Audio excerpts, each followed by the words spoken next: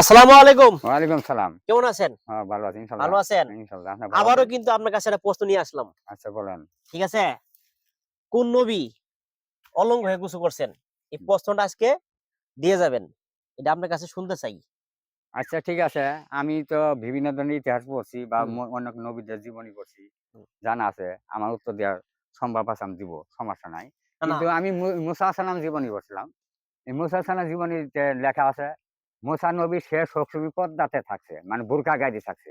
ওখান দেশের লোকে তার মুসা নবী হ্যাঁ, সবসময় পর্দাতে থাকছে। পর্দাশীল থাকছে মানে নাকি? বুরকা গায়ে থাকছে, বোরকা পর্দাতে গায়ে দিয়ে। থাকছে। আচ্ছা, এখন আচ্ছা। দেশের জনগণে মিথ্যা হুম, অপপ্রচার দিছে যে মুসা নবী হিজড়া। মানে এরকম বর্ণনা হয়েছে। নারীও না, পুরুষও না। মানে মানে হিজলা বলে কুষ্ঠরোগ। আরকি, হিজলা। হিজড়া বলে কুষ্ঠরোগ। মানে তার কুষ্ঠরোগ। চেহারা কেন দেখায় না। এইভাবে বলছে। ওখান বলার পরে একদিন মুসা সালাম সে একদিন গহীন বনে পাহাড়ে গেছে।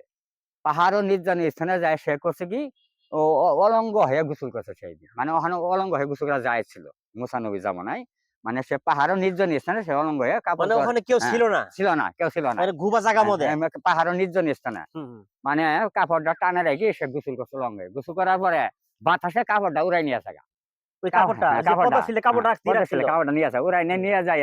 সে করছে কি মোসানবী কাপড়ের পিছে দৌড়িয়েছে, আমার কাপড় দে, বাতাস আমার কাপড় দে। এইভাবে কাফেররা যে তাস খেলতেছে, যারা টিটকেরি দিছে মোসারে যে সে কুষ্ঠরোগ হিজড়া, ওরা তাস খেলতেছে ৫-৬ জন ছেলে মেয়ে। ওখানে যে ওই কাপড়টা থামছে, বাতাসটা থামার পরে ওখান মোসা নবী আমার কাপড় দে। ওখানে ওরা ৫ জন লোকে মোসার সামনে পুরা শরীরে স্পষ্ট ভাবে দেখলো যে মোসা তো আসলে হিজড়া না। ওর তো ছবি ঠিক আছে, পুরুষ সবই ঠিক রঙের ছবি আছে। ঠিক হুম, আছে, হুম। কুষ্ঠরোগও নাই। আমরা তো ওর ভুল ধারণা করছি। আল্লাহ আমাদের মাফ করুন। আপনার প্রশ্ন না পায়ে গেলেন। এখন মুসা নবী জামানায় কিন্তু সে অলঙ্গ হয়ে গোসল আচ্ছা, করছে। এটা তাহলে ঠিক আছে? মানুষে মানে হ্যাঁ, একটা ভুল বোঝানির জন্য ধারণা করছিল ধারণা আরকি। করছিল। হ্যাঁ, বুঝতে কিন্তু পারছি। নির্জন স্থানে ওরা গোসল করছিল। আর ধারণা করছিল ওই ভুলটা ভাঙাই দিছে। ভালো যে হয়েছে না? ওখানে জিনিসটা দেখলো, মুসা অলঙ্গ দেখলো ৫ জন লোকে। যে মুসা আসলে হিজড়া না। আলহামদুলিল্লাহ, আচ্ছা। আমাদের মন্টু শেখ ইসলামী চিন্তাবিদ একদিন কিন্তু বাংলাদেশের নাম করায় উনি।